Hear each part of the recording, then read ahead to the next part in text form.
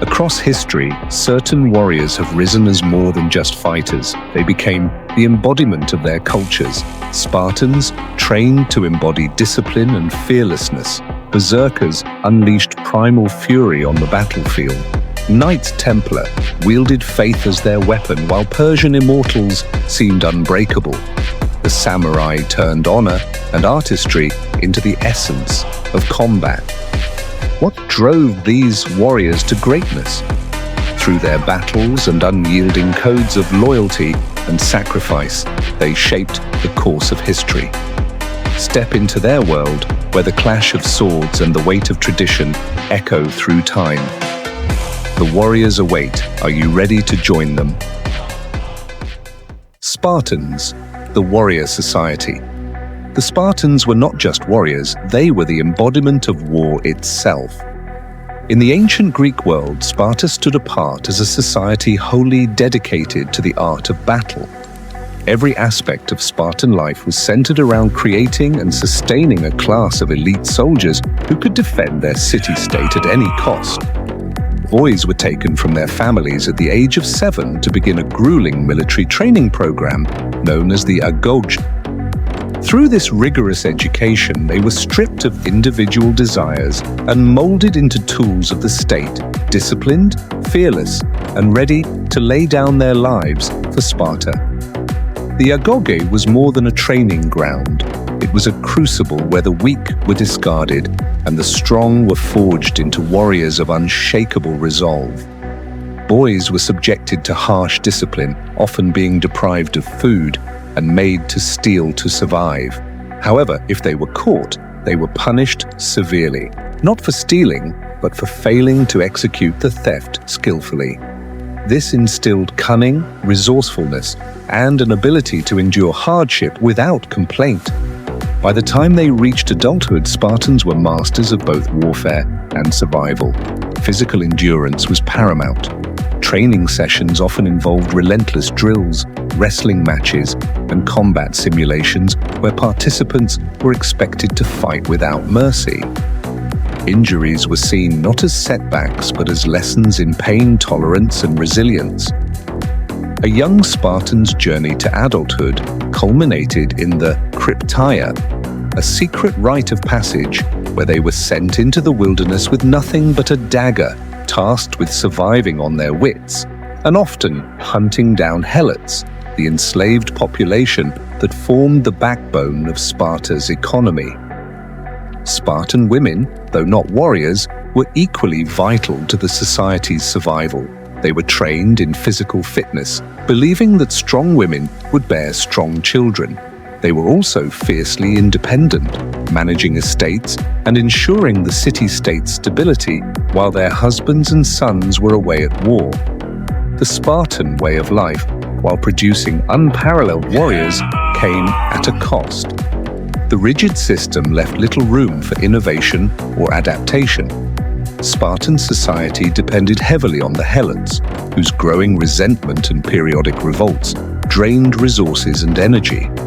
Furthermore, Sparta's singular focus on warfare made it ill-equipped to compete with the cultural and economic achievements of other Greek city-states like Athens.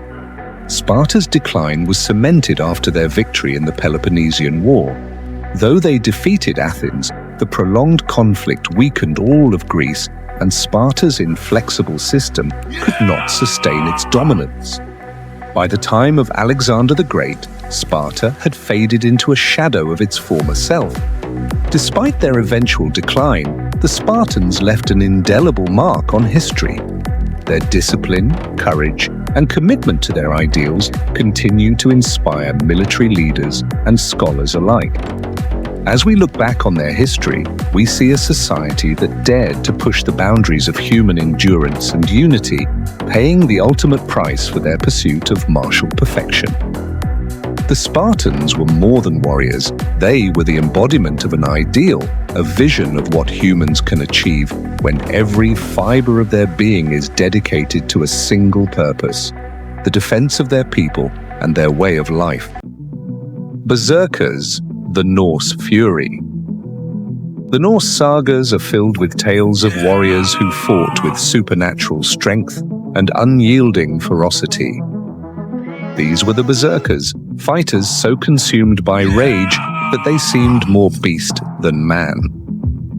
In the chaotic world of the Viking Age, where raiding, pillaging, and warfare were a way of life, the berserkers stood out as an elite force feared across Europe. They charged into battle wearing animal skins, howling like wolves, and striking down enemies with terrifying abandon. The origins of the berserkers are steeped in Norse mythology. They were said to be blessed or cursed by the god Odin, the Allfather, and deity of war, wisdom, and death. Odin was believed to grant them divine fury, a battle trance that turned them into near unstoppable forces of destruction. According to some accounts, this battle rage, known as Berserkganga, gave them superhuman strength, resistance to pain, and an insatiable thirst for combat. In addition to their ties to Odin, the berserkers were often associated with animals. They wore the pelts of bears and wolves, not only as symbols of their connection to nature, but also as a means to channel the ferocity of these beasts. The name berserker itself derives from Old Norse words meaning bear shirt, referring to their use of bear skins as armor. Before a fight, berserkers engaged in intense rituals to summon their rage. These ceremonies often involve chanting, drumming, and possibly consuming hallucinogenic substances such as the fly agaric mushroom. Some accounts describe them growling, foaming at the mouth, and even biting their shields before battle. This feral display was meant to intimidate enemies and signal their complete abandonment of humanity. When the berserkers charged onto the battlefield, they were a terrifying sight. Unlike the disciplined shield walls of traditional Viking armies, the berserkers fought with reckless abandon. They would often lead the charge, breaking enemy lines with sheer force and ferocity. Historical accounts describe berserkers as nearly impervious to pain. They reportedly shrugged off wounds that would have felled ordinary men, continuing to fight even with grievous injuries. The berserkers embodied the Norse values of fearlessness, strength, and a willingness to embrace death. In the Viking worldview, dying in battle was the ultimate honor, granting entry to Valhalla, Odin's Great Hall. This belief fueled their ferocity as they fought with the confidence that their place in the afterlife was assured. As Christianity spread across Scandinavia in the later centuries of the Viking Age, the berserkers began to fade from prominence. Their pagan rituals and animalistic behavior clashed with Christian values, and they were increasingly viewed as relics of a bygone era. Laws were even enacted to curb their practices. In Iceland, for example, Berserkganga was outlawed, punishable by exile or death. The berserker's story is not just one of violence and fury, it is a testament to the human capacity to channel emotion into power, to transcend ordinary limits in the pursuit of something greater. Whether they were truly blessed by Odin or simply masters of psychological warfare, the berserkers remain among history's most fascinating warrior cultures. Knights Templar, warriors of faith. The Knights Templar were not just soldiers, they were an enigma. Established in the 12th century to protect Christian pilgrims traveling to the Holy Land, this small band of knights quickly rose to become one of the most powerful military orders in history. They combined the discipline of monastic life with the ferocity of warfare, creating a new kind of warrior, one who fought not for personal gain, but for God. The Templars were bound by strict vows of poverty, chastity, and obedience, yet they amassed vast wealth through their network of castles, banks, and estates across Europe. They became trusted advisors to kings and played a crucial role in the Crusades, leading the charge in battles against Muslim forces in the Levant. Their distinctive white mantles, emblazoned with a red cross, became a symbol of divine justice and unwavering courage. However, the Templars' meteoric rise was matched only by their dramatic fall. Accusations of heresy, secret rituals, and corruption led to their persecution by King Philip IV of France and the dissolution of the order by Pope Clement V.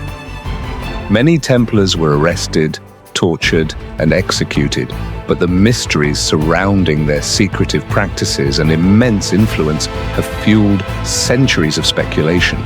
The story of the Knights Templar is a tale of devotion, power, and betrayal.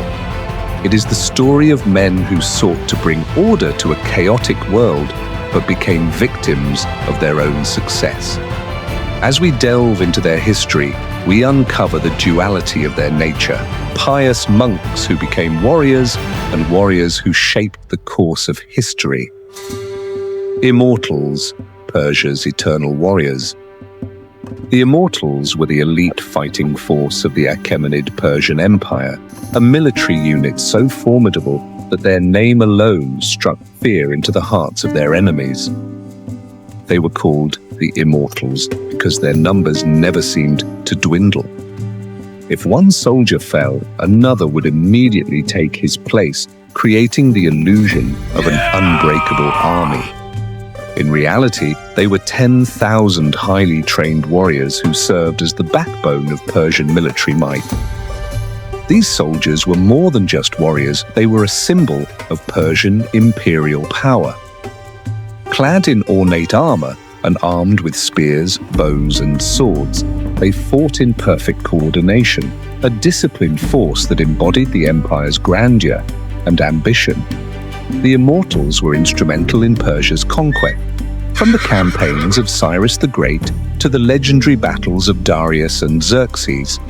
But the Immortals were not invincible. They met their match at the Battle of Thermopylae, where they faced the unyielding resistance of the Spartan-led Greek forces. This battle marked a turning point in the Greco-Persian Wars and revealed the limitations of even the most disciplined army. Despite their eventual decline, the Immortals left an indelible mark on history. Their legacy lives on in the stories of Persian splendor and military prowess. Exploring their history gives us a glimpse into a world where power and prestige were as important as courage and loyalty. Samurai, Japan's honorable warriors. For centuries, the samurai were the guardians of Japan. These warriors, bound by the code of Bushido, upheld values of honor, loyalty, and discipline that defined their way of life. Armed with their iconic katanas, they fought not only to protect their lords, but also to maintain the social order of feudal Japan. The samurai were more than just soldiers, they were the soul of a nation. The origins of the samurai trace back to the early Heian period, when clans began to rise as military powers. Over time, the samurai class emerged as the ruling elite, serving as both protectors and enforcers of the feudal system. Their lives were governed by Bushido, the way of the warrior, which emphasized virtues such as courage, integrity, and respect. This code of ethics transformed the samurai into more than warriors. It made them cultural icons. The samurai were also deeply influenced by Zen Buddhism, which taught them to find balance in life and embrace death without fear. This philosophy allowed them to approach battle with clarity and precision, turning combat into an art form. However, the samurai were not immune to the winds of change. As Japan transitioned into the modern era, the feudal system collapsed, and the samurai class was gradually disbanded. Thanks for watching. Which part of this story resonated with you the most? Let us know in the comments below. We'd love to hear your thoughts. And don't forget to hit the like button and subscribe so you're the first to know when we post more awesome Chronicles of Eras. See you in the next one.